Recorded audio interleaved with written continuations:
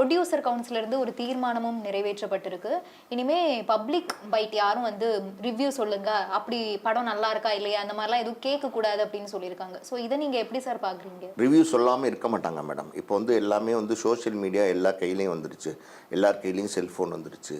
அதனால் லேட்டஸ்ட்டான இன்றைக்கி டெவலப்மெண்ட்ஸ்னு ஒன்று இருக்குது பார்த்தீங்களா. ஒரு காலத்தில் வந்து சேட்டலைட் வரும்போது அப்ஜெக்ட் பண்ணாங்க, அதுக்கப்புறம் சிடி வரும்போது திருட்டு சிடின்னாங்க, அதை ஒழிக்க முடியல. அந்த மாதிரி புதுசாக ஏதாவது வந்துட்டுருக்கோம். யூடியூப்லாம் இப்போ புதுசாக வந்தது தானே, ஒரு 10 வருஷத்துக்குள்ளே.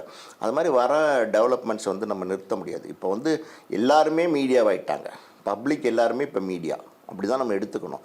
எங்கே ஒரு சின்ன உதாரணம் சொல்லணும்னா, எங்கேயாவது ஒரு சின்ன விஷயங்கள் அசம்பாவிதமோ, ரோடு ஆக்சிடெண்ட்டோ, இல்லை ஒரு போலீஸ்க்கும் பப்ளிக்கும் சண்டையோ ஏதோ ஒன்றா கூட எடுத்து மீடியாவில் போட்டுறாங்க. நம்ம ரொம்ப கேர்ஃபுல்லாக இருக்க வேண்டியிருக்கு. இப்போ பப்ளிக்கில் போகும்போது, ரோட்டில் போகும்போது ரொம்ப கேர்ஃபுல்லாக இருக்க வேண்டியது. சின்னதாக ஒரு தகராறு வந்தால் கூட டக்குன்னு அதை வந்து எடுத்து போட்டுறாங்க. அந்த மாதிரி இருக்கிற காலத்தில் இதெல்லாம் தவிர்க்க முடியாது. அதை வந்து நம்ம முற்றிலும் நிறுத்திட முடியுமா அப்படின்னா அது கஷ்டம்தான் நான் நினைக்கிறேன். ஆனால் அவங்களுடைய முடிவு வந்து சரியானது தான். ரிவ்யூ பண்ணக்கூடாதுன்னு சொல்கிறாங்க. ஏன்னா படங்கள் வந்து கோடிக்கணக்கில் இன்வெஸ்ட் பண்ணி எடுக்கிறாங்க.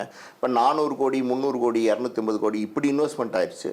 பெரிய பெரிய படங்களில் வந்து ஒரு நாள் கூட ஓட விடாமல் ஒரு ஷோலே ரிவ்யூ போடுறாங்க. அது தவறு.